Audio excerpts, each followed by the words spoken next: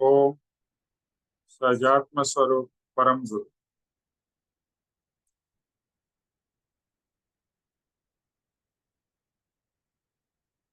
परम कृपाणु देव पूज्य पप्पा जी और सर्व ज्ञानियों का आशीर्वाद लेकर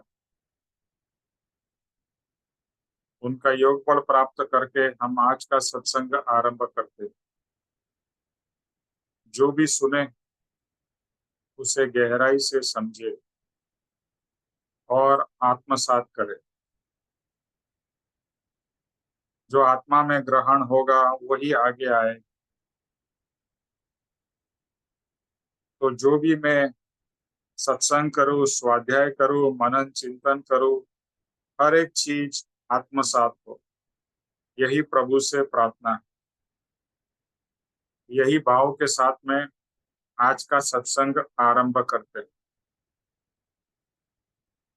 आप लोगों ने जो प्रिंट आउट भेजे गए थे उसका अपना हिंदी का ट्रांसलेशन का प्रिंट आउट लिया है?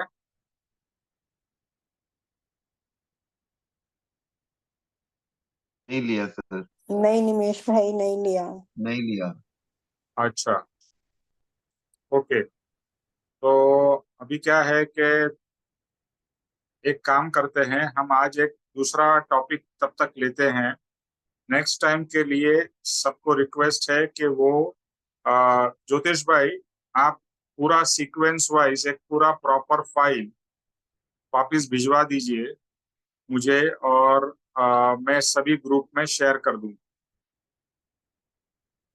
निमेश भाई, हाँ जी। एक ध्यान रखना, आपने जो फिर उसके बाद में जो मैं आपको अलग अलग भेजा था उसको आपने वर्ड फाइल में बनाया ना, तो ट्रांसफर में कुछ कुछ चीजें पीछे छूट जाती हैं, तो वो ध्यान रखना। नहीं, मेरा सजेशन क्या है, आप ही वो वर्ड फाइल में ट्रांसफर करके उसको चेक कर लीजिए प्रॉपर 1-2 दिन के अंदर में, और अपना नेक्स्ट सत्संग नेक्स्ट सैटरडे को होगा तो उसके पहले आप वो चेक करके रेडी कर दीजिए। ठीक है, मैं देखता हूँ, कोशिश करता हूँ भैया। हाँ, तो कुछ क्या है, दिक्कत होगी तो आपको कांटेक्ट करूंगा। श्योर।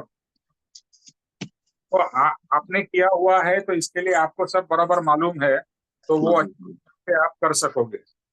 एक्चुअली मैंने उतना ही किया, ये पहला पद वाला ही, और बाकी के कुछ लोगों ने अलग अलग किया था, वो भी मैंने मंगवा लिया है, मेरे पास सारा है। मैं देखता हूँ, सब कोशिश करता हूँ कितना होता है उसमें। बीच पहले में आप कुछ एक नहीं काम। है, बीच में कुछ नहीं है तो उसको मैं ट्रांसलेशन करना शुरू कर दिया है ऑलरेडी, ट्रांसलेशन करना। Okay, very good. ओके, ठीक है। तो आज के दिन हम लोग एक, ये जो छोटी वाली किताब सबके पास में है, बराबर है? हाँ निमेश भाई, ये है हमारे पास। हाँ, इसमें से मैं आपको बताता हूँ कौन सा। 70, इसमें मूड मारक पद है, सीरियल नंबर 29। वो हिंदी में कौन सा पेज है, 78 है कि कौन सा है, जरा देखिए उर्मिल। हाँ जी, देख रही हूँ। 72 है निमेश भाई। मूड मारक। 72। ओके, तो 72 है ना? ओके, मूल मार्ग रहस्य। हाँ, मूड मारक रहस्य 72 पेज है। ओके, तो सर ये वाली श्रीमद राजचंद्र प्रणीत, ये वाली बुक? हाँ जी, हाँ सतीश भाई, श्री यही जिसमें से अभी हम सारा पढ़ रहे थे ना, आपने भक्ति वही वाली बुक का 72 पेज है, मूल मार्ग रहस्य। ओके जी, ओके। मूड मारक रहस्य सबको मिल जाए तो फिर हम लोग शुरू करते हैं। विनोद जी, आपके पास भी है ना छोटी वाली बुक? सबके पास होनी चाहिए। मिल गया सर, मिल गया। मिल गया सर, मिल गया। अभी ये पद मैं गाता हूँ, मेरा उतना अच्छा सुर तो नहीं है हर्ष जी जितना, बट कोशिश करता हूँ। ये पद का जो भाव है वो ज्यादा जरूरी है। मूड मार्ग सांबड़ो जीननो रे, करे वृत्ति अखंड सन मुख मूढ़ मार्ग सांभड़ो जीन नोरे नोय पूजा दीनी जो कामना रे नोय वालु अंतर भव दुख मूढ़ मार्ग सांभड़ो जीन नोरे। एक एक पद हम लोग लेते जाएंगे। पहले इसका हिंदी में ट्रांसलेशन कर लीजिए। आपके पास में अगर पेपर और पेन हो तो इसका मीनिंग हिंदी में लिख लीजिए। पेपर पेन है सबके पास में? जी हाँ है। नमेश भाई।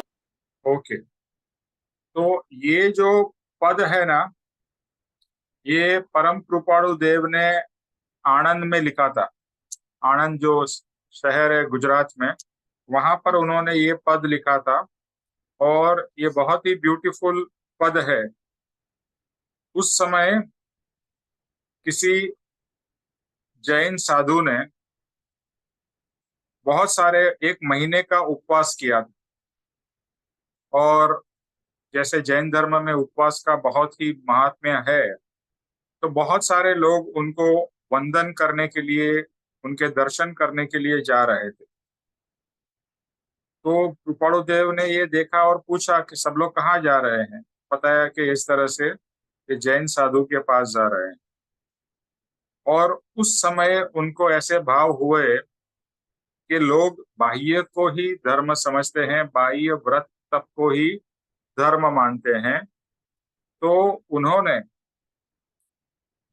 करुणा से मूढ़ मार्ग पद की रचना की कि जो हम लोग कुड़ मार्ग, कुड़ मतलब जो भी कुड़ में हमारा जन्म होता है वही कुड़ का मार्ग हम लोग सही समझते हैं। मतलब किसी का जन्म अगर जैन परिवार में होगा तो वो जैन को ही सच्चा धर्म मानेगा। और उसमें भी जैन में भी अलग अलग पंथ है। अगर दिगंबर में हुआ तो बोलेगा दिगंबर धर्म ही सही है, किसी का श्वेतांबर है तो बोलेगा श्वेतांबर ही सही है, तेरापंथी। इसी तरह से हिंदू है तो अगर हिंदू के परिवार में जन्म होता है तो जो परिवार में शिव की पूजा होती तो वो कहेंगे शिव की पूजा ही सही है। कहीं पर राम की पूजा होती कहेंगे राम राम ही भगवान है, बस उसकी पूजा करो। कहीं कृष्ण है तो कृष्ण। इस तरह से सिख है तो गुरु नानक जी, ये मुसलमान है अल्लाह है। इस तरह से अलग अलग अलग जो कुल में यानी कि जहां पर हमारा जन्म होता है उसी को हम अपना सच्चा धर्म समझ लेते हैं और उसी के बारे में जोर शोर से कि बस यही धर्म सच्चा है, बाकी सब इनडायरेक्टली कहना चाहते हैं कि सच्चा धर्म नहीं है। तो यहाँ पर कृपाणु देव ने, उनको महाज्ञानी थे, भगवान स्वरूप थे, तो उन्होंने ये पद की रचना की कि मूल मार्ग क्या है। एक है कुल मार्ग जो कुल में जन्म हुआ और एक है मूल मार्ग। और देखो हम सब भी कुल मार्ग को ही अब तक फॉलो करते आए हैं। अभी परम कृपाणु देव को जानने लगे, समझने लगे, तो अभी हम कुल में से मूल मार्ग पे आ रहे हैं कि सच्चा मार्ग क्या है। तो ये पद उस मूल यानी कि सच्चा आत्मा का मार्ग क्या है उसके ऊपर उन्होंने ये पद लिखा है। कहते हैं मूल मार्ग, इसका मैं ट्रांसलेट करता हूं, माने मूल मार्ग सुनो जिनका, जिन जिन मतलब भगवान का, जिन का मतलब होता है कि जो भगवान हो गए, जो सिद्धालय में पहुंच गए हैं, जो परमात्मा है, उनका मार्ग क्या है, मूल मार्ग, वह कृपाणु देव हमें बता रहे हैं। तो सच्चा मार्ग करके वृत्ति अखंड सन्मुख, मैं उसका बाद में डिटेल में मीनिंग बताऊंगा, बट आप इसका सिर्फ ट्रांसलेशन लिखिए कि मूल मार्ग सुनो जिनका, जिन यानी के भगवान का, करके वृत्ति अखंड सन्मुख, नहीं हो पूजा दी की कामना रे। न हो अंतर दुख भव दुख प्रिय। फिर से मैं कहता हूं, न हो पूजा दी की कामना रे, नहीं हो अंतर भव दुख प्रिय। तो ये इसका शब्दार्थ है, ट्रांसलेशन है। तो अभी हम लोग इसका तथ्य क्या है, कृपाणु देव क्या कहना चाहते हैं वो समझते। मूल मार्ग यानी कि मोक्ष मार्ग, जो मोक्ष में ले जाए वही मूल मार्ग। ओके, बाकी सब कुल मार्ग है या अपनी मान्यता से माने हुए मार्ग। तो सच्चा मार्ग वही है जो हमें कर्म से रहित करे, आत्मा की जागृति करे और मोक्ष तक हमें लेके जाए।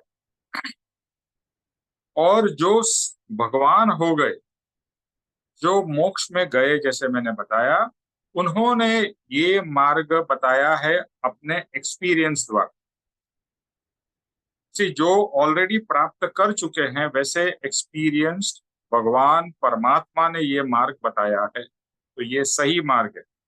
और कृपाणु देव ऑलमोस्ट केवल ज्ञान यानी परमात्मा की दशा तक पहुंच चुके थे, तो वह ऐसे परमात्मा हमें सच्चा मार्ग दिखा रहे हैं। और हमारी जो वृत्ति है, वृत्ति का क्या मतलब होता है कि हमारी जो मन की वृत्ति है वो हर समय बाह्य में ही लगी रहती है। अब देखिए, कोई भी समय ऐसा नहीं होगा जब भी हमारी मन या हमारा चित्त बाह्य में न हो। हर समय कॉन्स्टेंटली हम लोग बाह्य में ही लगे हुए, चाहे वो घर हो, चाहे वो बिजनेस हो, चाहे वो देश हो, कोई भी हो, शरीर हो, हर एक चीज जो हमारी कांस्टेंट हमारे अंदर में चल रही है। और ये बात तो हमें हर समय जागृत रहना है कि कितने समय में आत्मा का विचार कर रहा हूं और कितने समय आत्मा को छोड़ के पर का विचार कर रहा हूं। तो मेजॉरिटी हमें दिखाई देगा कि मे बी 99 या 100% हमारी वृत्ति बाह्य में लगी हुई। तो वो जो वृत्ति जो बाह्य में है उसको वहां से निकाल के एकाग्र करके ज्ञानी के सन्मुख करो। यानी वो वृत्ति जो इधर उधर भटक रही है उसको चारों तरफ से खींच के वहां से लेके आके भगवान के समक्ष सन्मुख, सन्मुख कहते हैं ना, भगवान के सन्मुख दर्शन हुए। तो वृत्ति को भगवान के सन्मुख करो, यानी भगवानमय वृत्ति को बनाओ। और ज्ञानी जो होते हैं उनकी वृत्ति क्या होती है, अंतर्मुख होती, यानी वो अंतरंग में हमेशा रहते हैं और हम हमेशा बाह्य में रहते हैं। इसीलिए कहते हैं कि करके वृत्ति अखंड सन्मुख, किसके सन्मुख करना है, भगवान के सन्मुख, ज्ञानी के सन्मुख हमारी वृत्ति करो, उनके साथ में जुड़ जाओ तो आपका कल्याण होगा। और सत्पुरुष के साथ में हम जुड़ जाएंगे तो अवश्य अवश्य जो हम अभी तक इतने भवों से भटक रहे हैं वो भटकना बंद होके हम सत्पुरुष के मार्ग पे चल के मोक्ष की प्राप्ति करेंगे। यानी कि एकाग्रता से। इम्पोर्टेंट बात यह है कि हम सत्संग भी करते हैं तो हमारा मन भटकता रहता है। सत्संग के समय भी हम एक जगह पे स्थिर होके नहीं बैठते हैं। तो हमारा इतना चंचलता है हमारे अंदर कि एक जगह पे स्थिर होके, शांत होके, परमात्मा के सन्मुख होके वृत्ति को उनके सन्मुख करना है और आत्म भाव में जुड़ना है। जो हमने स्टार्टिंग में कहा ना, आत्मसात, आत्मसात यानी आत्म भाव में जुड़ के ये काम होगा तो ही कल्याण होगा, वरना भटक भटक के कुछ नहीं होने वाले। यानी कि हम भगवान का नाम भी भटक भटक के लेते हैं, इधर उधर भागते भागते भगवान का नाम लेंगे, कुछ नहीं होने वाला है, कुछ कल्याण नहीं होने वाला है।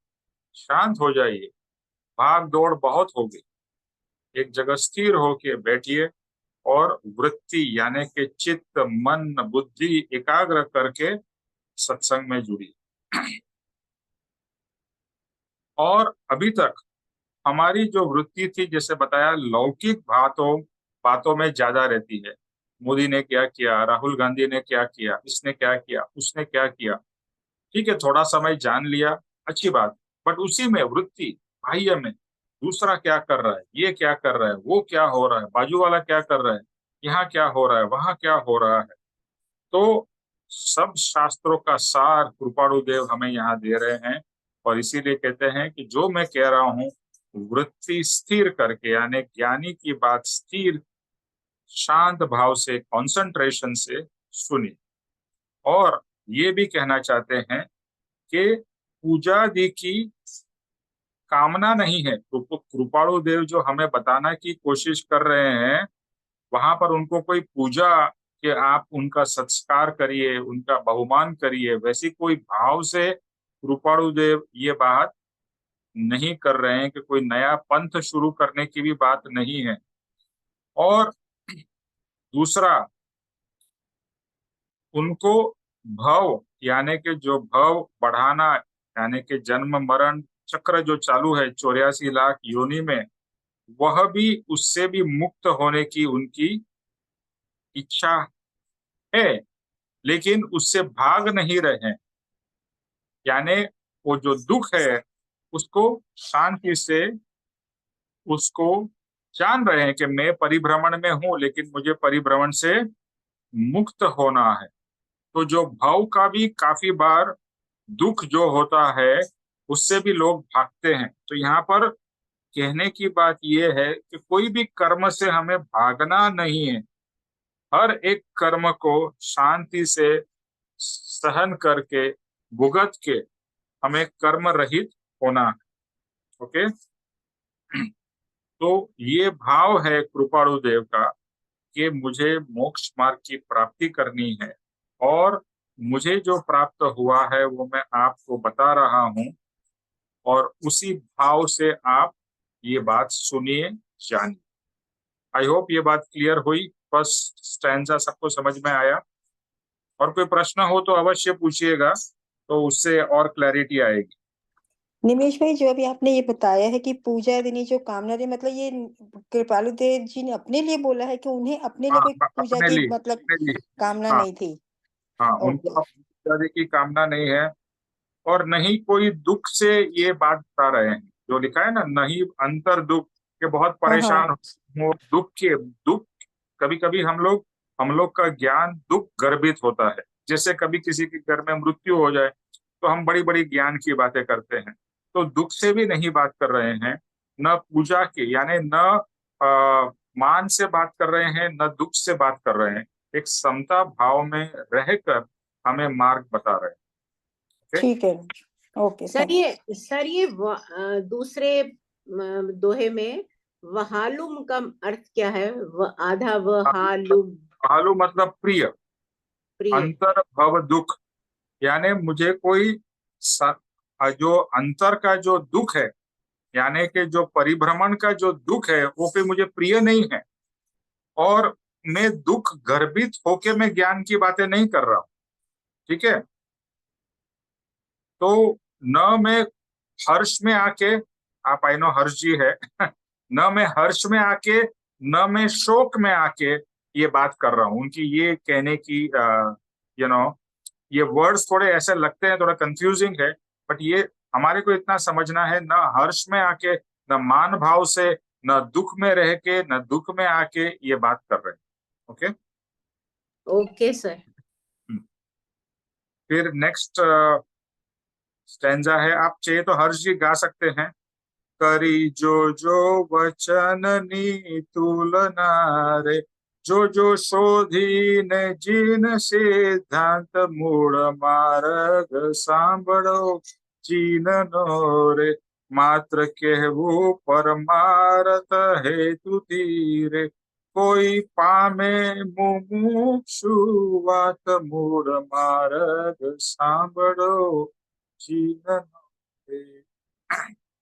फिर कहते हैं, इसका मीनिंग ट्रांसलेशन कर लीजिए, कि जो वचन कह रहे हैं उसकी तुलना करना, वचन कर के वचन की तुलना, कृपाणु देव के वचन की तुलना, करी जो यानी कर के वचन की तुलना, देखना ढूंढ के, शोधने यानी ढूंढ के, जिन सिद्धांत, मात्र कहना परमार्थ हेतु से, यानी परमार्थ कल्याण के लिए, कोई पामे मुमुक्षु यह बात, करके देखना वचन की तुलना रे, देखो ढूंढ के जिन सिद्धांत, मात्र कहना परमार्थ दृष्टि से या परमार्थ कारण से, कोई पामे मुमुक्षु यह बात।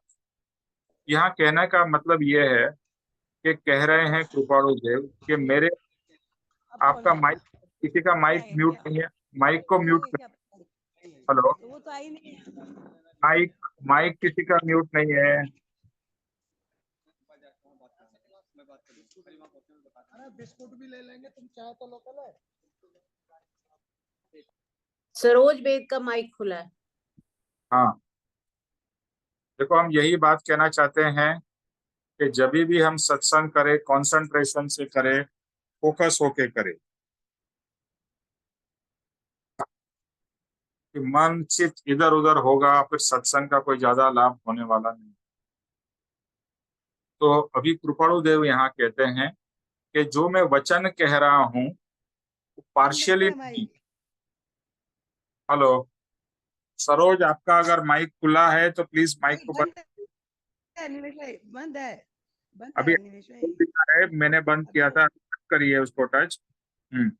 ओके, और फोकस करिए सत्संग पे।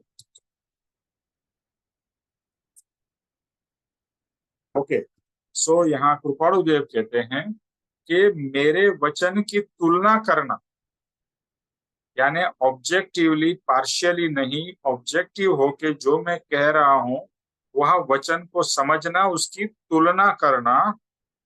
और क्या कि जो भी जैन के यानी कि जिन के सिद्धांत है, यानी जिस मार्ग से जो जीव शिव बना है, यानी जो जीव परमात्मा बना है, उस सिद्धांत की मैं बात कर रहा हूं। उस सिद्धांत को लेकर मेरे वचन की कंपैरिजन करना, तुलना करना, पार्शियली होके कि भाई ये कौन बता रहा है, अरे मेरे गुरु ने तो ये बताया, उसने ऐसा बताया, मेरे भगवान ने तो ये कहा।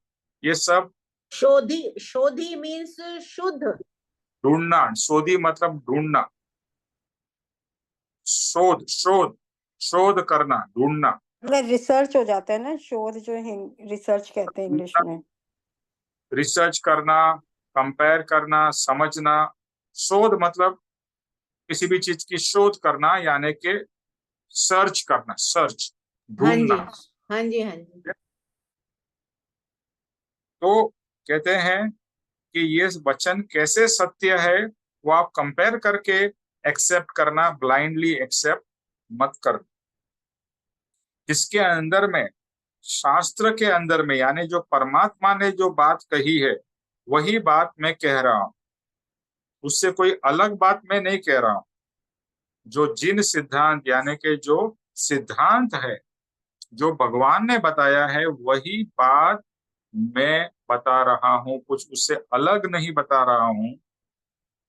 और क्या होता है, भगवान ने जो भी सिद्धांत या ग्रंथ बताए थे उसकी इंटरप्रिटेशन, मॉडिफिकेशन, चेंज होते होते होते भगवान ने कुछ कहा और हम कुछ टोटली अलग कर रहे हैं।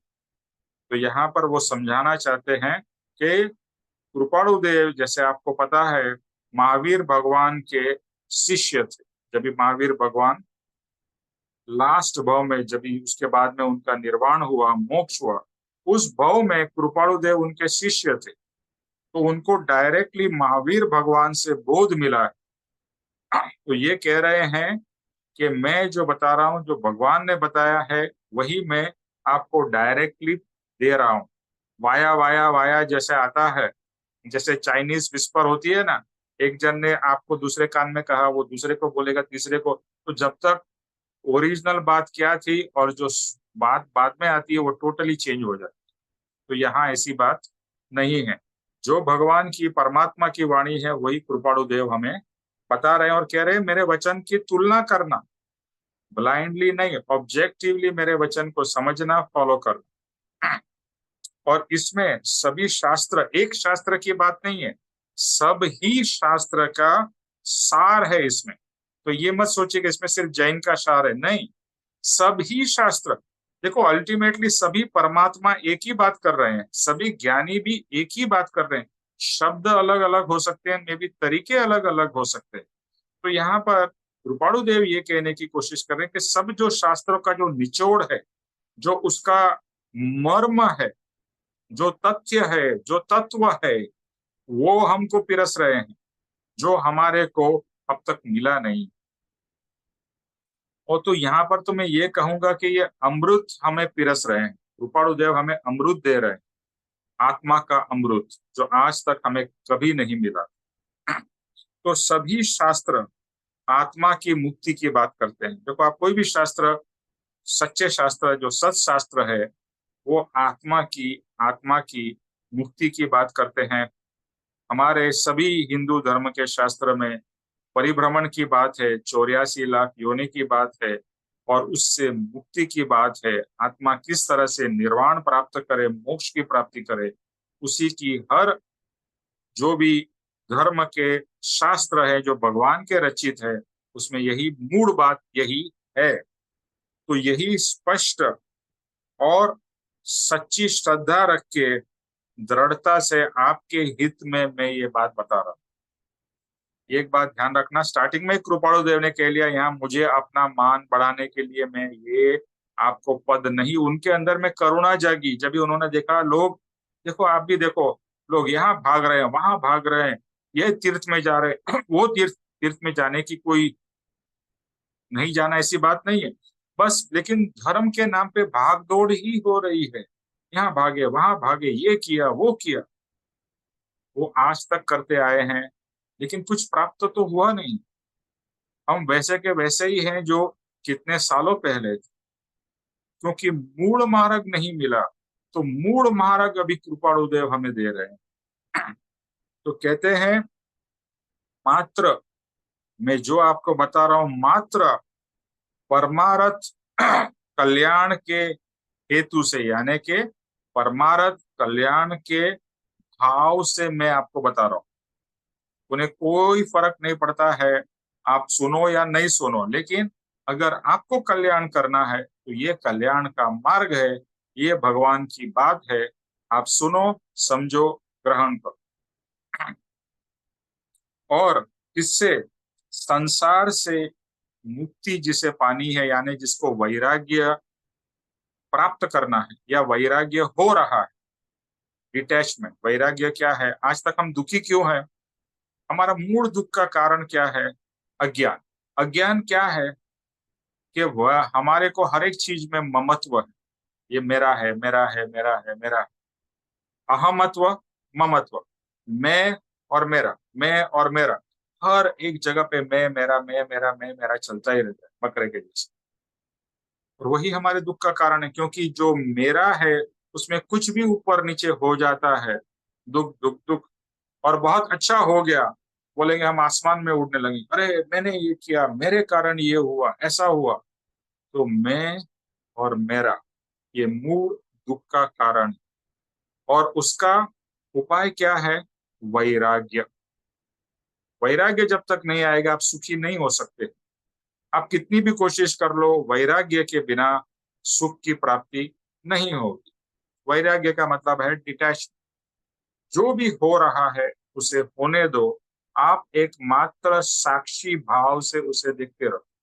जो भी हो रहा है अपने जीवन में, अपने आजू बाजू में, आपको जो करना है, लेकिन वहां पर जुड़ नहीं जाना।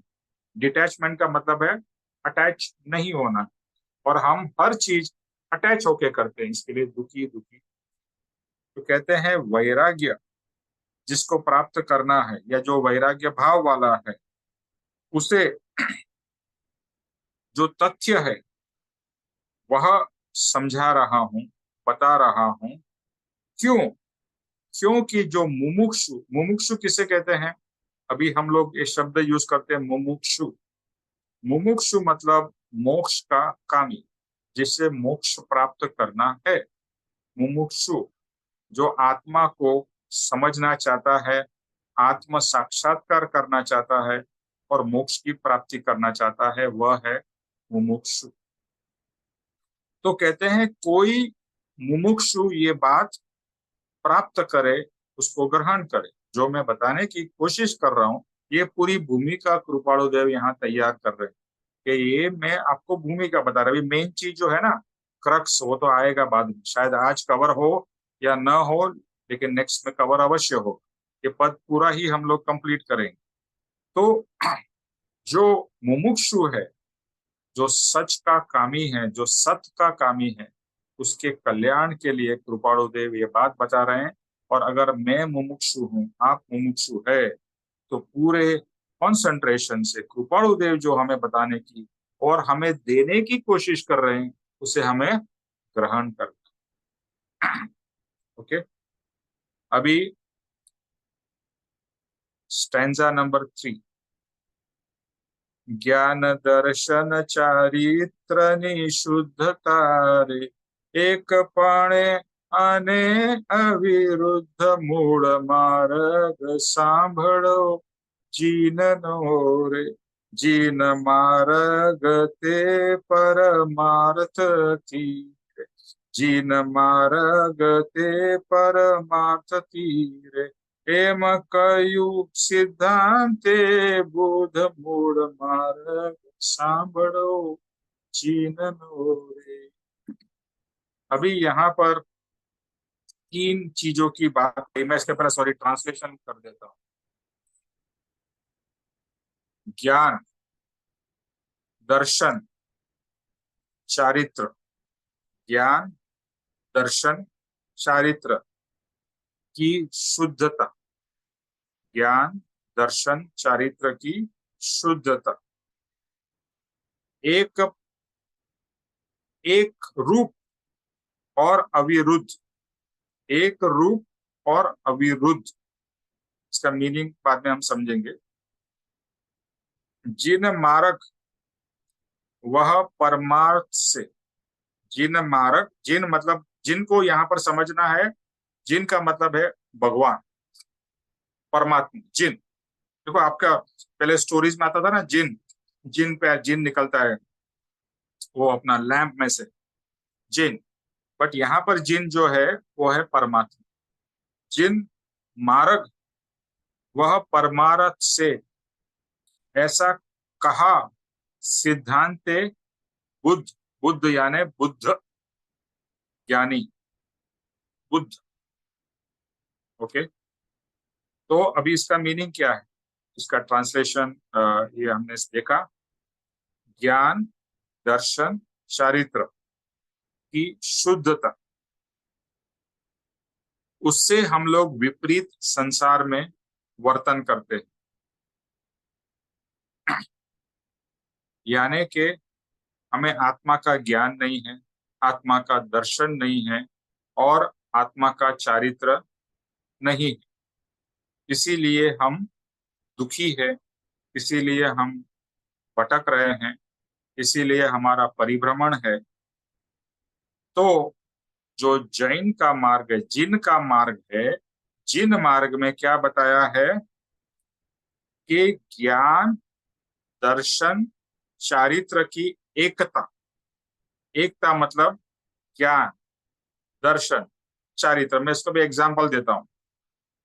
अभी समझो हमें ज्ञान हुआ कि मुझे शरीर का ध्यान रखना चाहिए, मुझे एक्सरसाइज करनी चाहिए।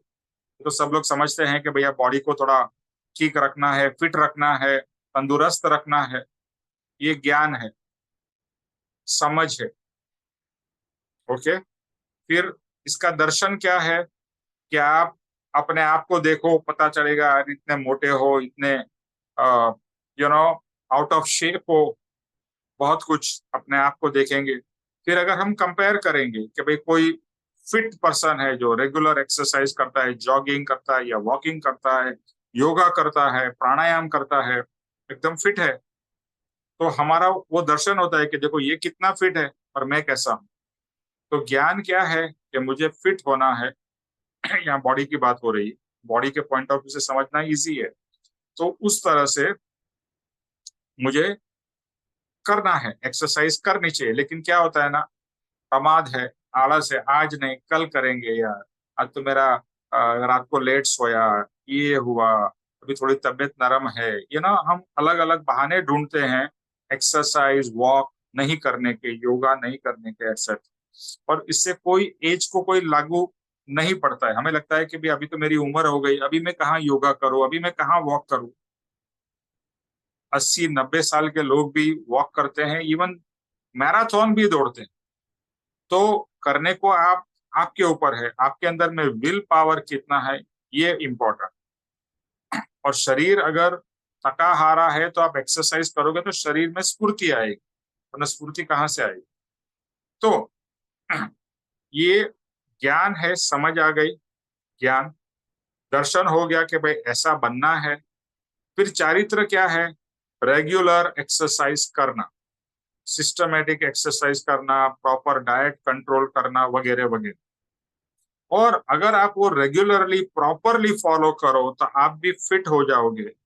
तो आपका जो ज्ञान है, क्या ज्ञान है कि एक्सरसाइज और प्रॉपर डाइट, सही डाइट खाने से तंदुरुस्त और फिट रह सकते हैं, वो आपकी ज्ञान है। दर्शन ये है कि मुझे वैसा होना है। और चारित्र ये है कि आप उसके हिसाब से आप खाना पीने में कंट्रोल करो, एक्सरसाइज करो, ये करो, योगा करो, वगैरह वगैरह जो भी है। तो अभी ज्ञान दर्शन चारित्र की एकता क्या है कि जो ज्ञान है वही दर्शन है, जो दर्शन है वही चारित्र। मतलब कि फिट होना, यानी आप अभी फिट हो गए हो, और फिट हो गए हो इसके लिए आप रेगुलर एक्सरसाइज कर रहे हो, रेगुलर डाइट कर रहे हो, वगैरह वगैरह। तो ज्ञान क्या था आपका कि रेगुलर एक्सरसाइज डाइट वगैरह होना चाहिए, तो ज्ञान पक्का है। दर्शन भी वही है कि भाई एक्सरसाइज रेगुलर डाइट वगैरह करके मुझे वैसा करना है और मैं ऑलरेडी कर रहा हूँ, तो वो हो गया चारित्र। दर्शन है कि उसके उसके अनुरूप आप अभी हो गए। ज्ञान थी समझ, उसके अनुरूप होना, और चारित्र मतलब उसका वर्तन में लाना। तो अभी तीनों क्या हो गए, एक हो गए। पहले क्या था, तीनों अलग अलग थे। ज्ञान था, समझ था कि भैया एक्सरसाइज वगैरह करनी चाहिए। दर्शन में पता भी चलता था कि मैं ऐसा नहीं हूं पर मुझे होना चाहिए। लेकिन चारित्र में क्या था, एक्सरसाइज नहीं करते थे, आलस करते थे, कुछ भी खाते पीते, हाई कैलोरीज वगैरह वगैरह, और फिर बीमार। तो यहाँ पर ज्ञान दर्शन चारित्र अलग था। अभी जब आप सब कुछ करके आप फिट हो गए हो तो कहेंगे ज्ञान दर्शन चारित्र की एकता। समझ में आया ये बात? ये कॉन्सेप्ट बहुत जरूरी है कि ज्ञान दर्शन चारित्र की एकता, वो एकता होनी जरूरी है। जैसे अभी हमने बात कही कि जब भी हम भगवान का भी नाम लेते हैं तो हमें पता है कि भगवान का नाम लेना, भगवान का जप करना, भगवान की भक्ति करना अच्छी बात, लेकिन हम हमारा पूरा समय संसार में चला जाता है। ज्ञान तो है लेकिन चारित्र पूरा ज्ञान से विपरीत। हमें पता है कि हमें आत्मा के भाव में रहना है, आत्मा कल्याण में रहना है, लेकिन हम पूरा आत्मा को जो नुकसान करता है, संसार की भाव, राग, द्वेष, मोह, क्रोध, मान, माया, लोभ सब करते हैं। यानी कि समझ कहाँ है और वर्तन में फर्क है। तो ज्ञान और ये चारित्र उसके बीच में है दर्शन। दर्शन मतलब प्रतीति। वो आगे कृपाणु देव बहुत ही, मुझे ये जो कृपाणु देव ने आत्मा को लक्ष्य में लेके ज्ञान दर्शन चारित्र समझाया, इतना ब्यूटीफुल है, वो आगे आएगा और वो एकदम समझ के पक्का करने जैसा है। तो ज्ञान दर्शन चारित्र की एकता, वही जिन मार्ग है, वही भगवान का मार्ग है, वही परमात्मा का मार्ग है। तो हमें ज्ञान दर्शन चारित्र को अलाइन करना है, एक रूप करना है। ओके, तो आज तक हमने समझ कुछ ली, वर्तन कुछ हुआ। पापा जी एक बात बहुत इंपॉर्टेंट कहते थे कि आपका ज्ञान सबसे पहले पक्का करो। नॉर्मली क्या होता है, हम समझ नहीं लेते हैं लेकिन वर्तन करने की कोशिश करते हैं। अगर ज्ञान पक्का नहीं होगा तो दर्शन नहीं होगा, और दर्शन नहीं होगा तो चारित्र में कभी नहीं आए। अभी आपने व्रत तप उपवास कर लिया, लेकिन क्यों कर रहे हैं? आधे लोग को तो क्यों उपवास कर रहे हैं, क्यों तपस्या कर रहे हैं वही पता नहीं। मेरे बाप दादा कर रहे थे, मेरे नेबर कर रहे हैं, हम सब कर रहे हैं, इतने सालों से कर रहे हैं, इसके लिए कर रहे हैं। तो चारित्र में कुछ करने की कोशिश कर रहे हैं, लेकिन क्यों कर रहे हैं? जो ज्ञान है वो शून्य है, ज्ञान पता ही नहीं क्यों कर रहे हैं, क्यों ये भागदौड़ कर रहे हैं, क्यों ये सब तपस्या व्रत तप कर रहे हैं, पता नहीं। मैं फिर से कह रहा हूँ, व्रत तप तपस्या यात्रा गलत नहीं, बट लक्ष्य पूर्वक समझ पूर्वक हो तो फायदे कारक है, वरना कुछ नहीं मिलेगा। सिर्फ चारों तरफ आप मेहनत मेहनत कर रहे हो, एंड में रिजल्ट इज 0। तो अभी यहाँ पर आत्मा के द्वारा आत्मा का स्वरूप जानना है। उसकी दर्शन का दूसरा मतलब या दूसरा मीनिंग है श्रद्धा। दर्शन इज इक्वल टू श्रद्धा। जितना श्रद्धा पक्की उतनी दर्शन हमारा पक्का। ओके, तो जो ज्ञान है, जो जाना है, उसकी श्रद्धा कि मैं आत्मा हूं, ये ज्ञान हुआ, उसकी कितनी मेरे में श्रद्धा है, कितनी मैं इसको बिलीव करता हूं। जैसे बताया ना एक्सरसाइज का, कि मुझे ज्ञान है कि शरीर को तंदुरुस्त रखने के लिए थोड़ा एक्सरसाइज, योगा वगैरह, तो ये ज्ञान है। उसकी श्रद्धा कितनी है? जितनी श्रद्धा आपकी बलवान या पक्की होगी, उतना चारित्र में आने का चांस होगा। लेकिन ज्ञान है, श्रद्धा नहीं है, तो चारित्र में नहीं आएगा। इसके लिए ज्ञान, फिर दर्शन या श्रद्धा, और फिर चारित्र।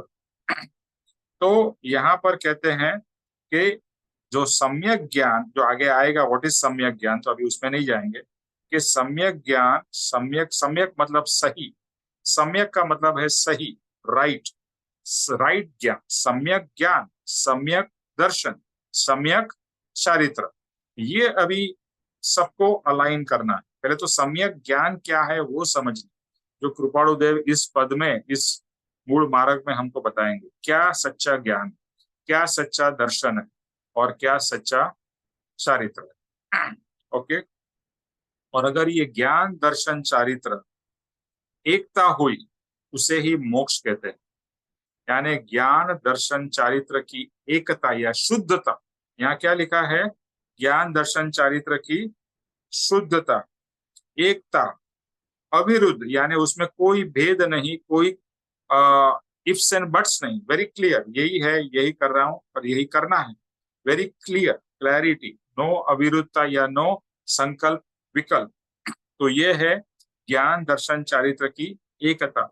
और यही बात जिन मार्ग में, यानी भगवान के मार्ग में, वही बात बताई गई, और वही बात फिर से बार बार कृपाणुदेव हमको एश्योरेंस कह रहे हैं कि जो सिद्धांत है, जो भगवान ने बताया है। देखो, सिद्धांत का क्या मतलब होता है? सिद्धांत का मतलब होता है एक principle, and principle is always same. जैसे पानी को 100 डिग्रीज पे लेके आओगे तो पानी उबलने लगेगा। It is going to be constant, चाहे आप दिल्ली में करो, या मुंबई में करो, या आगरा में करो, या पूना में करो, कहीं भी करो, इज गोइंग टू बी सिद्धांत। ये सिद्धांत है। पानी को 0 डिग्री पे लेके आओगे, पानी बर्फ हो जाएगा, सिद्धांत। तो जो सिद्धांत है उसमें कोई हिंदू के लिए अलग सिद्धांत हो, और मुस्लिम के लिए अलग सिद्धांत हो, और जैन के लिए अलग, और सिख के लिए अलग, नो नो नो नो। सिद्धांत एक ही है, और एक ही होता है, और एक ही होगा, था, है और रहेगा। तो सिद्धांत कभी भी चेंज नहीं होते हैं, वो परमानेंट है और ऑलवेज सेम। ओके, तो ये जो शुद्धता अगर हमारे को प्राप्त होती है कर्म, ज्ञान दर्शन चारित्र की, तो हमारे कर्म से जो हमारे को मुक्ति है, यानी कि जो कर्म हमारे आत्मा पे लगे हुए हैं, उससे हमारे को शुद्धता, यानी आत्मा की शुद्धता मिलेगी। जैसे जैसे आत्मा शुद्ध होगा, तो आत्मा शुद्ध होगा, बुद्ध होगा। बुद्ध मतलब ज्ञानी होगा। बुद्ध शब्द है ना, हम लोग गौतम बुद्ध के लिए यूज करते हैं। बुद्ध का मतलब है ज्ञानी। जिसको ज्ञान प्रकट हो चुका है, जो आत्मा का साक्षात्कार और बलवान आत्मा का अनुभव कर रहा है, उसे बुद्ध कहते। तो बुद्धता शुद्धता के साथ आती है। आत्मा की शुद्धता होगी तो बुद्धता आएगी, शुद्धता के बिना बुद्धता नहीं आएगी। तो आज हमारा ज्ञान कैसा है? आवृत है, ज्ञान आवृत है, दर्शन यानी कि श्रद्धा टागमग है, चारित्र का तो कोई अता पता ही नहीं। तो इसीलिए हम, जैसे बताया, दुखी है, हम भटक रहे हैं और हमारा जन्म मरण चालू है। अभी रिसेंटली ही ऐसा एक ज्योतिष भाई और रामदास जो हमारे साथ काम करते हैं, उनको पता है, एक हमारे कस्टमर पहले बहुत छोटे लेवल से उन्होंने काम शुरू किया और अभी करोड़ों में यानी हजारों करोड़ों का वो काम करते हैं। वो 2 दिन पहले की यानी कि आई थिंक कल या परसों की बात है, हाँ, वो अपने साइट पे गए, जो रोड कंस्ट्रक्शन है, ये जो बॉम्बे दिल्ली हाईवे बन रहा है, एक्सप्रेस हाईवे, उसमें उसको बड़ा कॉन्ट्रैक्ट मिला, तो भी कुछ हजारों करोड़ का कॉन्ट्रैक्ट।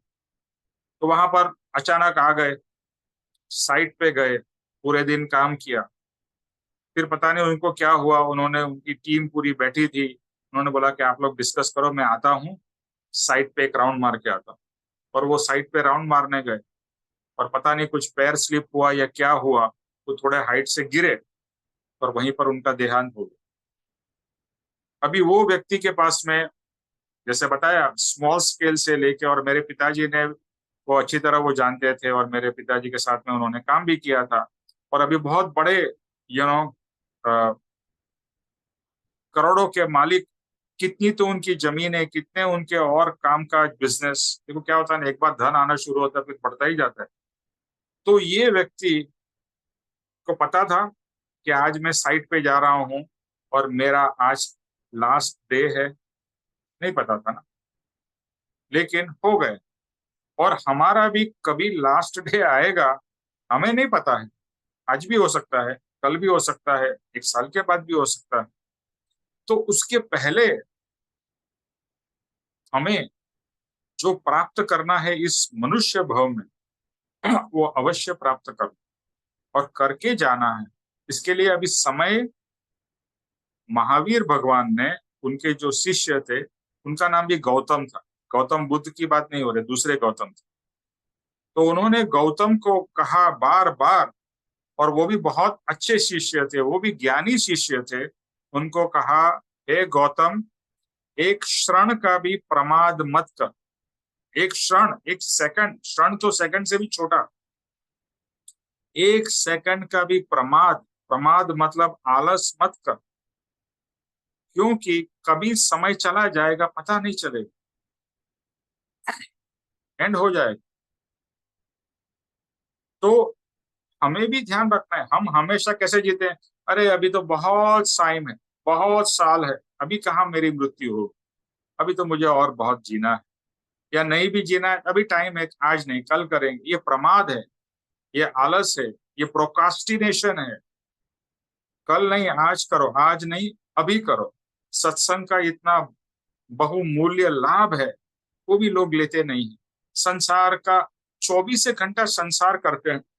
भी समझ लीजिए, सत्संग हफ्ते में 1 बार होता है, चाहे 2 बार होता होगा, तो कितना समय, 1-1.5 घंटे का पूरे 7 डेज में, एक 1.5 या 2 घंटे का समय, यानी 24x7 आप करो, तो जो भी 150 घंटे में आपके पास में सिर्फ 2 घंटे का भी समय आपके आत्मा के लिए नहीं।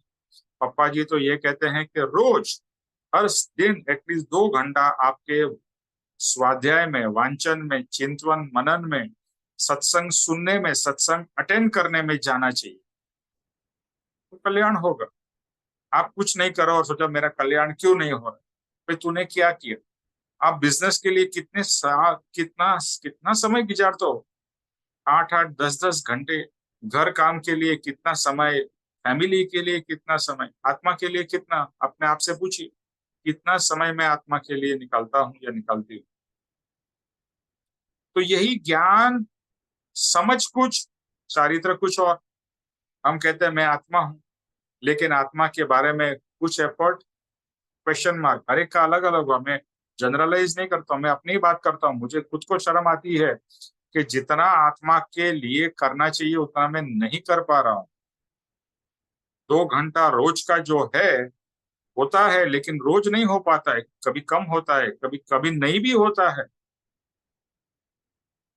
बट संसार के लिए तो टाइम निकल जाता है, क्योंकि संसार की अपने पर प्रायोरिटी, आत्मा की प्रायोरिटी कम है। तो वही प्रायोरिटी को इम्पोर्टेंस, श्रद्धा कि मैं आत्मा हूं और मुझे आत्मा कल्याण करना है, मेरी प्रायोरिटी आत्मा आत्मा आत्मा, बाकी सब बाद में। पर बाकी होगा। पापा जी कहते सुबह 4 बजे उठो, सुबह 6 बजे उठो। अब 2 घंटे का आपके पास में टाइम ही टाइम है, 2 घंटा कर लो आपका वांछन चिंतन मनन। सुबह नहीं होता, दोपहर में थोड़ा करो, शाम को करो, है। और मैं इतना अपने आप को खुश नसीब मानता हूं कि एटलीस्ट सत्संग की बहुत तीव्र इच्छा है कि सत्संग अटेंड करना ही है। चाहे ये सत्संग हो, पापा जी का हो या और किसी का सत्संग हो, सत्संग सुनना है। हम लोग रात को सोते समय सत्संग पापा जी का हो या ये राकेश भाई जो है उनका हो, उनका सत्संग सुनते सुनते सोते, तो भाव तो वही आएंगे ना। और हम क्या करते हैं, वो अपना व्हाट्सएप देखते देखते फिर सो जाते हैं, तो भाव क्या आएंगे संसार के।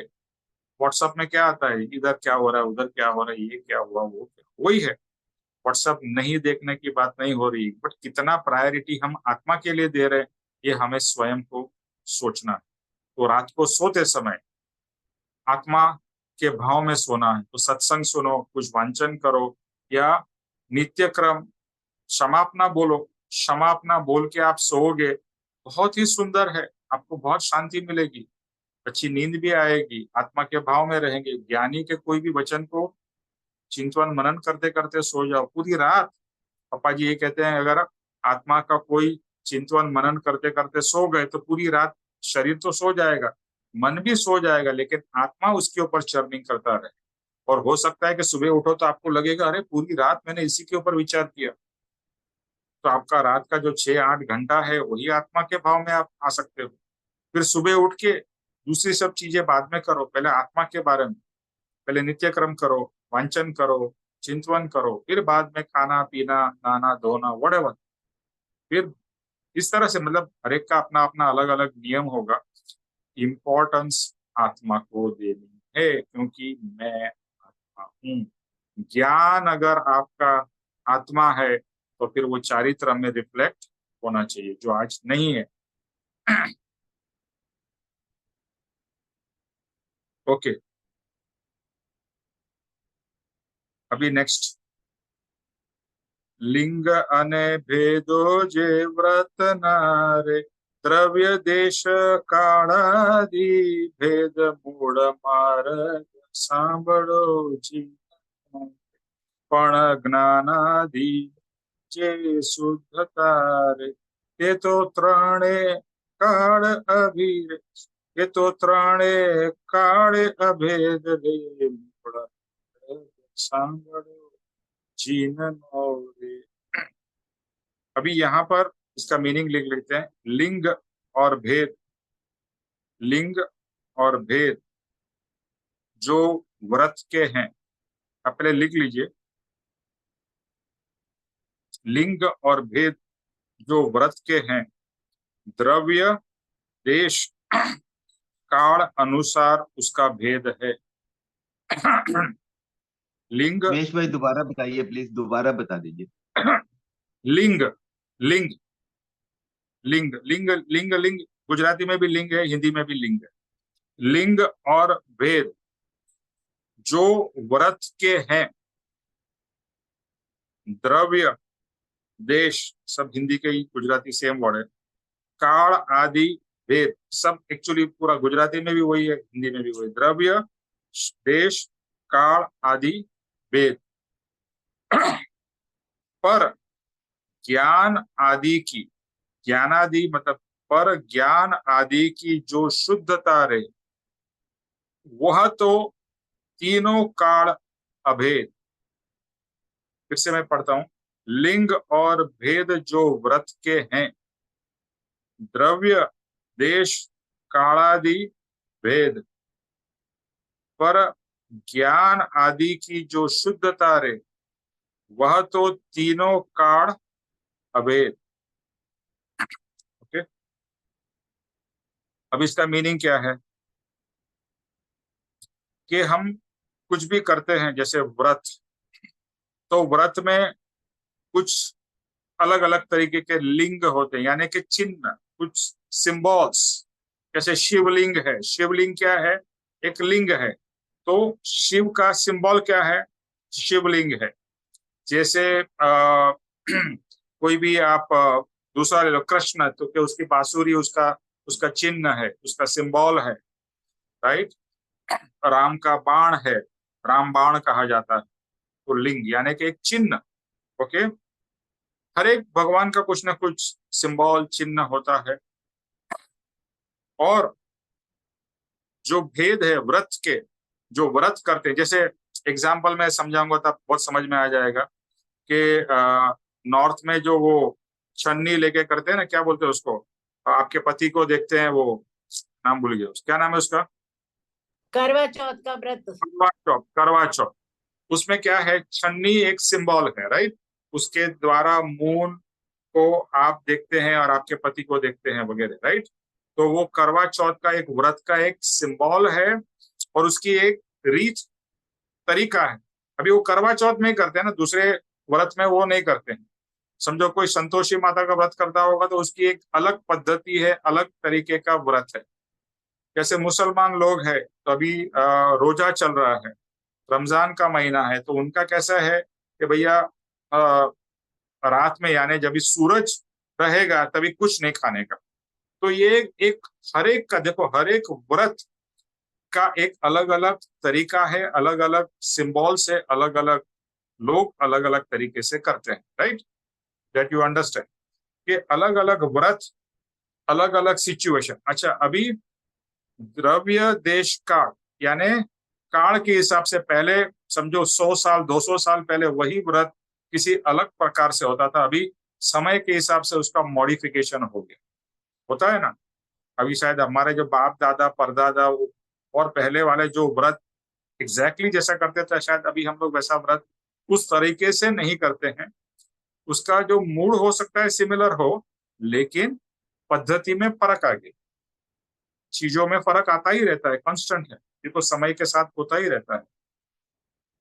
तो कहते हैं कि जो व्रत तप जो भी हम करते हैं, भगवान की पूजा अर्चना, उसमें परिवर्तन आते रहते हैं, राइट।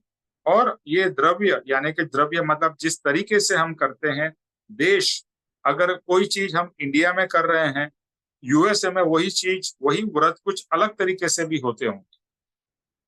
ओके, जैसे अभी क्रिश्चियन यहाँ पर भी है, इंडिया में भी है, यूरोप में भी है, अमेरिका में भी है, अफ्रीका में भी है।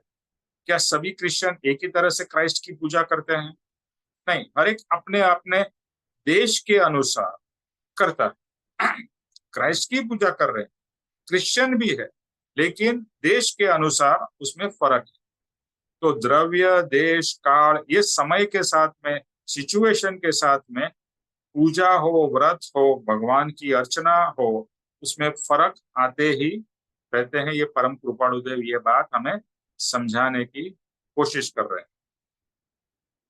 अभी जैसे ये काफी लोगों का ये जैसे जैन मुनि होते हैं, वो गाड़ी का इस्तेमाल नहीं करते हैं, वो बिजली का इस्तेमाल नहीं करते हैं, वो फोन का इस्तेमाल नहीं करते हैं। क्यों? क्योंकि महावीर भगवान ने फोन का इस्तेमाल नहीं किया था, बिजली का इस्तेमाल नहीं किया था, गाड़ी का इस्तेमाल नहीं। बट ये समझते नहीं है कि महावीर भगवान के टाइम 2500 साल पहले न गाड़ी थी, न बिजली थी, न फोन था, तो कैसे इस्तेमाल करेंगे। लेकिन जो जड़त्व इतना आ जाता है कि भाई वो किया ना वैसे ही करने। अगर कृष्ण रथ में गए तो मैं भी रथ में ही जाऊंगा। अरे भी अभी आज रथ का जमाना नहीं है, आज मोटर का जमाना है, तो मोटर में जाना पड़ेगा, टैंक में लड़ाई करने जाना पड़ेगा। रथ में जाके लड़ाई करोगे तो आप तो पूरे खत्म हो जाओगे। तो समय के अनुसार बदलना है, लेकिन हम कितनी ही चीजों में समय के अनुसार बदलते नहीं, इतने रूढ़ी चुस्त हो जाते हैं, इतने क्रिया में फंस जाते हैं कि जो मूल चीज है उसको भूल ही जाते हैं कि हम क्रिया किसके लिए कर रहे हैं, क्यों कर रहे हैं। समय के अनुसार मूल जो तत्व है क्रिया करने का, आप पूजा कर रहे हो, करवा चौथ कर रहे हो, उसका पर्पस क्या है वो समझना बहुत जरूरी है। सिर्फ क्रिया में अटक गए और उसका जो तत्व है वही छोड़ दिया, और वही होता है ना, हम पूजा वगैरह सब करते हैं एक क्रिया के रूप में करते हैं ज्यादातर, पर क्रिया करने का अच्छा एक पर्पस है, क्योंकि क्रिया करने से भाव उत्पन्न होते हैं। हम मंदिर जाते हैं तो एक पवित्र भाव उत्पन्न होता है, तो अच्छी बात है मंदिर में जाओ। एक व्रत करते हैं तो कुछ व्रत के अनुसार भाव उत्पन्न होते हैं, लेकिन हम सिर्फ अगर क्रिया में ही लग जाए, जैसे बहुत सारे लोग होते हैं मंदिर जाते हैं दौड़ दौड़ के जाएंगे और आ जाएंगे, संतोष मान लेते कि मैं मंदिर जाके आ गया, मैंने भगवान के नमस्कार कर लिया, भगवान को वंदन कर लिया, बट क्या उससे रियली आप भगवान मंदिर में जाते हो तो क्या आप भगवान के साथ में कनेक्ट हो रहे हो, या सिर्फ एक चक्कर मार के आ गए धड़ धड़ धड़ धड़। तो व्रत हो, नियम हो, जो भी आप करते हो वो एक तो समय के साथ में बदलता रहता है। एक मिनट में लाइट।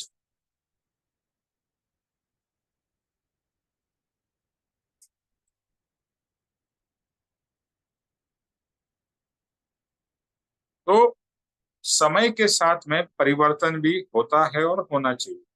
तो व्रत वगैरह, आचार, व्रत, ये सब अलग अलग धर्म के हिसाब से, अलग अलग पंथ के हिसाब से अलग अलग भी है, और वो समय समय से परिवर्तित होते जाते हैं। उसमें उसमें जड़त्व नहीं आ जाना चाहिए कि ऐसा ही होना चाहिए। बहुत से लोग का होता है बस पूजा ऐसे ही करनी चाहिए, आप ऐसा करोगे तो गलत है, अपने भगवान को ऐसे ही छूना चाहिए, यहाँ पर ही टच करना चाहिए, यहाँ नहीं करना चाहिए, ऐसा मतलब हम वो क्रिया में बहुत ज्यादा उलझ जाते हैं। दैट इज ओनली सिंबॉलिक, एक सिंबल है, सिंबॉलिक भाव है, जिससे आपके आत्मा के भाव, आपके भक्ति भाव, आपके समर्पण भाव, भगवान के प्रति उच्च भाव, उत्कृष्ट भाव उत्पन्न हो। इसके लिए ये सब क्रियाएं। दिया लगाने से एक एक अंदर भी एक, आप तभी वो भाव में आ जाते हो, आपने दिया लगाया है। लेकिन दिया लगाया और भाव ही कुछ उत्पन्न नहीं होता, आप दिया सिर्फ ऐसे लगा रहे हो। हर एक चीज जो भी करे उसके प्रति भाव से जुड़ना बहुत जरूरी है, और समझ से क्रिया करना, चाहे कोई भी क्रिया हो, धर्म की, व्रत, जैसे बताया पूजा वगैरह, हर चीज। जैसे सत्संग में भी आप जुड़ रहे, सत्संग भी एक क्रिया है, लेकिन कुछ पर्पस से, सत्संग के भाव से अगर हम जुड़ते हैं, करते हैं, तो ही उसका फल है। अदरवाइज आपने सोच लिया कि मैं सत्संग में था या थी, लेकिन अटेंशन और किधर था, थोड़ा यहाँ से सुना, कोई दूसरा संसार का कुछ बात चालू है। तो कहते हैं लिंग और भेद जो व्रत के रे, द्रव्य देश कालादि भेद, द्रव्य देश काल के हिसाब से चेंज होते ही रहेंगे और होते हैं, पर ज्ञान आदि की जो शुद्धता रे, जो ज्ञान की जो शुद्धता, यानी ज्ञान आदि यानी कि ज्ञान, दर्शन, चारित्र की जो शुद्धता रे, वो तो तीनों काल अभेद। ये जो ज्ञान, दर्शन, चारित्र, आत्मा के बारे में बात करें कि आत्मा हूं, आज भी था, 100 साल, लाख साल, करोड़ों साल पहले, आज भी हूँ, बाद में भी हूँ, आत्मा ही रहेगा। आत्मा कुछ चेंज होके और कुछ नहीं बन जाएगा।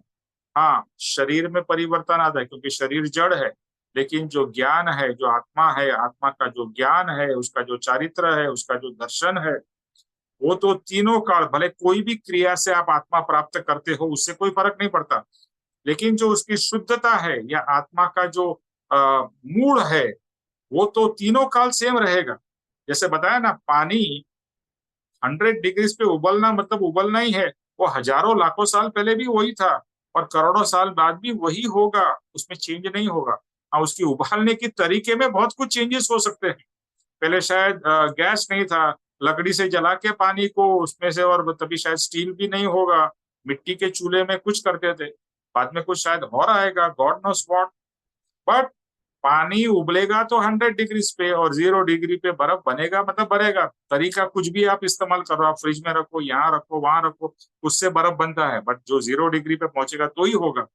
तो रीत, उसकी प्रोसेस, उसकी क्रिया अलग अलग हो सकती है। जो तत्व है, सिद्धांत है, it never changes and it will never change. तो यहाँ परम कृपाणु देव हमें बताते हैं कि जो ज्ञान दर्शन चारित्र, ज्ञान आदि, आदि यहाँ पर मतलब है ज्ञान दर्शन चारित्र की जो शुद्धता रहे, वह तो तीनों काल अभेद, वो सेम चीज यूएसए में भी है, इंडिया में भी है, चाइना में भी है, सब जगह, उसमें कोई फर्क नहीं हो सकता।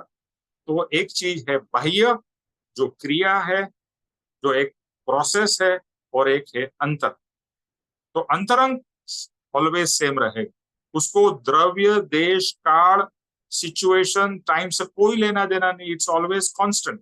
लेकिन जो बाह्य है उसमें परिवर्तन आता है, आता ही रहेगा। तो यहाँ पर कृपाणु देव हमें ये बताने की कोशिश कर रहे हैं, आप बाह्य में मत उलझ जाओ, बाह्य का उपयोग करो अंतरंग में जाने के लिए। और अंतरंग की जो शुद्धता है, यानी ज्ञान दर्शन चारित्र की जो एकता है, वो हमें प्राप्त करनी है, उसकी शुद्धता प्राप्त करनी है। तो शुद्ध होंगे तो बुद्ध होंगे, तो वह हमें बनना है। तो यहाँ पर कृपाणुदेव कितने ब्यूटीफुल सिंपल वर्ड्स में हमें ये सब बता रहे हैं, और इतना सिंप्लीफाई करके वो दे रहे हैं, अद्भुत। ओके, तो आई थिंक आज का ये 4 जो गाथा है यहीं पर हम लोग एंड करेंगे। किसी को कोई प्रश्न हो तो नेक्स्ट में ये जो मूल तत्व है वो आएगा, मूल तत्व के बारे में गाथा नंबर 6 से शुरू होगा। लेकिन उसकी भूमिका, उसका जो प्रिपरेशन इज वेरी इंपॉर्टेंट, तो जाके आप उसको अच्छी तरह से ग्रहण कर पाओगे, उसका रियली फायदा उठा पाओगे। ओके, किसी को कोई प्रश्न है अभी तक जो हमने कहा, और उसमें किसी को कुछ ऐड करना है तो जरूर ऐड करिए। सर आपने पहले इतना अच्छा समझाया है, बहुत अच्छा समझाया, थैंक यू सर। ये सब कृपाणु देव पप्पा जी की कृपा है। ओके, और ये मैं पुस्तक में से थोड़ा उसका विवेचन देख के बोल रहा हूँ। ये एक ज्ञानी पुरुष ने लिखी है, उनकी उनकी बुक का है। मैं तो सिर्फ आपको अपने भाव और अपने शब्द में बता रहा हूँ। लेकिन यस, ये करते करते मेरे भाव में भी परिवर्तन आता है, आपके भाव में भी परिवर्तन आता है, और यही सत्संग का रियल फल है, रियल फायदा। सत्संग अटेंड क्यों करना है? क्योंकि हमारे भाव में, हमारे थिंकिंग में फर्क आता है, हमारी सोच बदलती है। सोच बदलेगी तो एक्शन उस हिसाब से होगा। तो ज्ञान दर्शन चारित्र, अभी हर एक में आप ज्ञान दर्शन चारित्र लगा सकते हैं। ज्ञान दर्शन चारित्र, ज्ञान, उसकी श्रद्धा, उसका वर्तन यानी चारित्र। ओके, और किसी को कुछ प्रश्न है इसके रिलेटेड या कुछ ऐड करना है तो please come forward, otherwise main main तो यही हुआ ना कि हमें अपना ज्ञान दर्शन चरित्र को है ना वो करना है, हमें अपने आप को अंदर से जागृत करना है। हमें ये देखना है कि ना करेक्ट। जो भी काम करें उसमें अपना मन लगा करके करें, मतलब ध्यान से करें, और अंदर के भावों का परिवर्तन होना चाहिए। सरोज जी, इसमें कृपाणु देव ये समझाने की कोशिश कर रहे हैं कि क्रिया में हाँ। अटकनी है। क्रिया इंपॉर्टेंट है और करनी भी है, लेकिन ज्यादातर हम क्रिया में अटक जाते हैं और मूल जो प्राप्त करने का है वो चूक जाते हैं। ज्यादातर यही होता है, और अब तक हमारे यही हुआ है। इसके लिए अभी तक हमारे कोई ज्ञान प्राप्ति नहीं हुआ है। जो हाँ, यहाँ वही हमें वो एक ही नियम से चलते रहते हैं, हमें हमें लगता है बस वो हमें करना है, करना है, करना है ना। हाँ, ये तो निमेश भाई वही हुआ ना कि अनेक साधन किए पर हाथ कुछ नहीं आया हमारे। हाँ, करेक्ट। हम इतनी क्रियाएं करते हैं पर फिर भी सोचते नहीं है कि क्यों नहीं कुछ भी हम रास्ता बदलते अपना। तो जैसे बताया ना, ये एक जो कुल धर्म है या कुल मार्ग है, वो मार्ग को पकड़ के ऐसा रखा हुआ है कि मूल मार्ग से चूक जाते हैं। ये हाईवे है, ये एक्सप्रेस वे है। कृपाणु देव हमें एक्सप्रेस वे दे रहे हैं, आप आ जाओ एक्सप्रेस वे पे और ले लो। और मैं आपको सिंपल करके दे रहा हूँ, यानी कृपाणु देव कितना महाज्ञानी होंगे। ये सब उन्होंने क्या उम्र में लिखा है मालूम है? 27, 28, 29 साल में। मतलब आप इमेजिन करो, आप और मैं 27, 28 साल में हमारे को क्या समझ थी? कुछ नहीं था। वो 14, 15 साल में मोक्षमाला लिख रहे हैं, यानी महाज्ञानी हैं। और 33, 34 साल तक तो उनको केवल ज्ञान तक की दशा प्राप्त हो गई, यानी अद्भुत उनका ज्ञान है। एक्चुअली जगत उनको जानता ही नहीं। और हम खुश नसीब है कि हम कृपाणु देव को जान रहे हैं, उनके तत्व को समझ के उसको ग्रहण करने का पुरुषार्थ कर रहे हैं। तो हम बहुत खुश नसीब है। मैं तो यही कहूंगा, हमने कुछ अच्छे कार्य किए होंगे, अच्छे कर्म किए होंगे, अच्छा पुण्य किया होगा, जिसके कारण हमें ये मार्ग मिला है। और अभी वो पुण्य को वेस्ट नहीं करना है। जैसे बताया, कभी भी मृत्यु कभी आएगी किसको मालूम है, किसी को भी हो सकती है, कभी भी हो सकती है। समय, जैसे महावीर ने गौतम को कहा, एक क्षण का भी प्रमाद मत कर गौतम, ऐसा कृपाणु देव भी हमें कह रहे हैं, प्रमाद मत कर, अभी लग जा, पीछे लाग सत्पुरुष के। कृपाणु देव का ही वचन, पीछे लग जा। ओके, तो जय स्वरूप कौन करेगा? विनोद भाई साहब।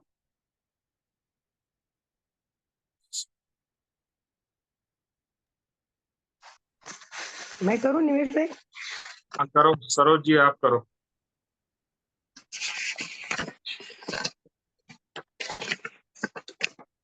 जय स्वरूप जय स्वरूप समझा बिना पाम्यो दुख अनंत, समझाए ते पद नमो श्री सदगुरु भगवन। नमस्कार। परम पुरुष प्रभु सद गुरु, परम ज्ञान सुख धाम, जेने आप्यो भान निज, तेने सदा प्रणाम। देह छता जेनी दशा, वरते देहातीत, ते ज्ञानी ना चरण नमो, हो बंधन अगणित। हे परम कृपालु देव, जन्म जरा मरणादि सब दुखों का अत्यंत क्षय करने वाले वीतराग पुरुष का मूल मार्ग आप श्रीमान ने अनंत कृपा करके मुझे दिया। उस अनंत उपकार का प्रत्युपकार करने में मैं सर्वथा असमर्थ हूँ। फिर आप श्रीमान कुछ भी लेने में सर्वथा निष्प्रिय है, जिससे मैं मन वचन काया की एकाग्रता से आपके चरणारविंद में नमस्कार करती हूँ। आपकी परम भक्ति और वीतराग पुरुष के मूल धर्म की उपासना मेरे हृदय में भय पर्यंत अखंड जागृत रहे, इतना मांगती हूँ, वह सफल हो। ओम शांति शांति शांति। सर ये यहाँ पे जो निस्पृह है, इसका क्या मतलब हुआ?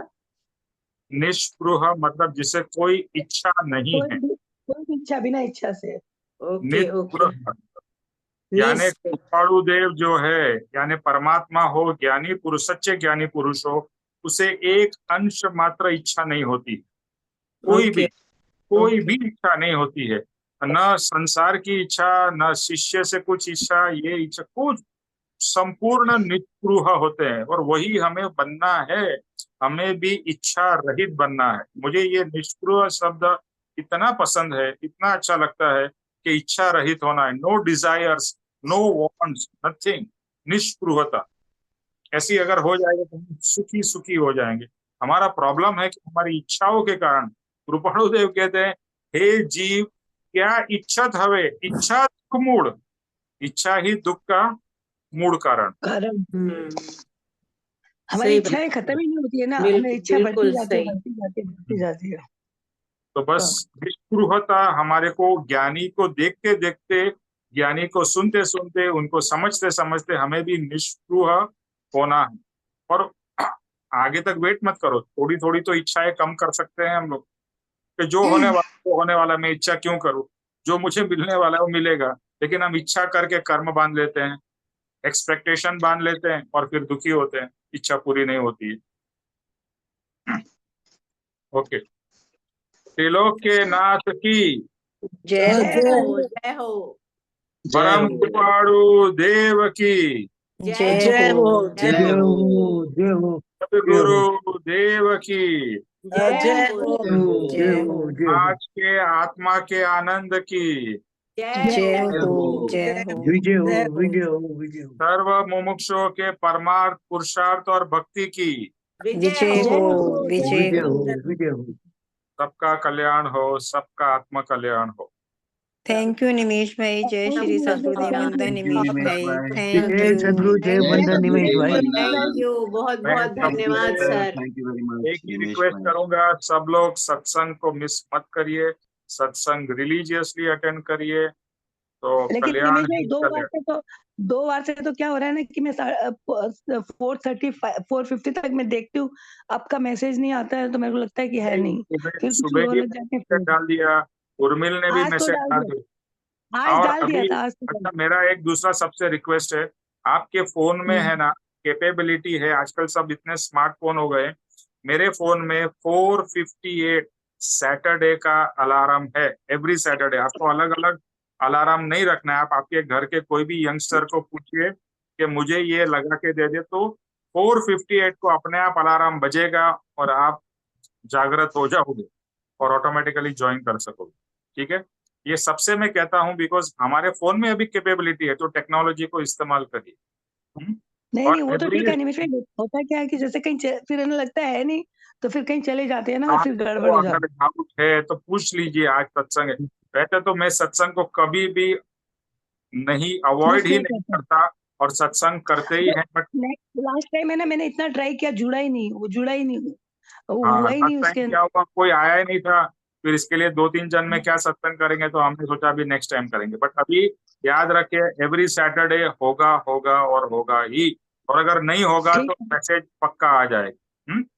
ठीक है, ओके, थैंक यू निमेश भाई, जय सद्गुरुदेव। थैंक यू, जय थैंक यू निमेश सद्गुरु। भाई। जय श्री जय निमेश भाई, सद्गुरुदेव, वंदन। Thank you. जय सद्गुरु।